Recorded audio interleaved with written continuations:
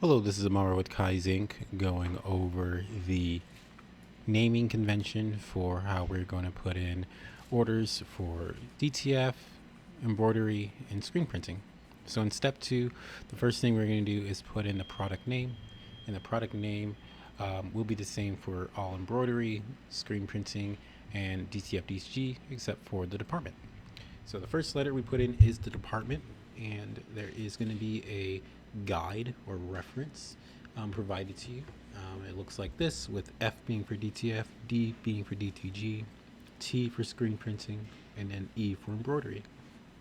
In this example, it's going to be an embroidery, but again, you would just swap out that first letter for the department we are decorating in. So we will start with putting in the letter E here, and then we'll put in the actual product. So we have a polo, and it is a ST640. So we'll just make it easy, copy that and put that in here. I like to add in just what it is so you can have an easier reference when you're looking back at different products within an order. And if you need to copy or clone a specific product because we're just reordering that, it's a little easier to know, oh, this is the ST640 polos, instead of trying to figure out if it's a polo, a button down, or something like that.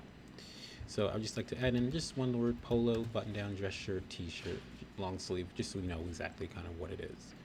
After that, we'll put the color, and that will be black for this example.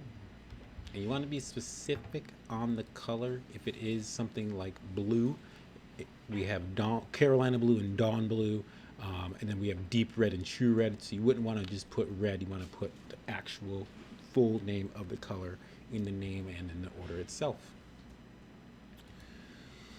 So in this instance, it's just black, but if it was jet black or something like that, we'd add that too. After that, we have the sizes, and in this example, we'll just do some random sizes here. So we'll do medium, and we're always going to do a capital letter for the size, a dash, and then the number, followed by a comma, separating the sizes by comma. So medium 4, and then we'll say XL dash 5. And then anything above XL, it'll be just the number and the letter X. So we'll do 3X dash 10. And it'll be 4X, 5X, on so forward. If it is a T for tall, you just put T at the end of that, 3XT for that. We will total up the amount of garments here. So we have 10, 15, we have 19 here. So you just put that 19 number there for the total. And then the product category should match the first letter in the product name. So in this instance, it's embroidery. You have the same thing, combined DTF, DTG, and then screen printing.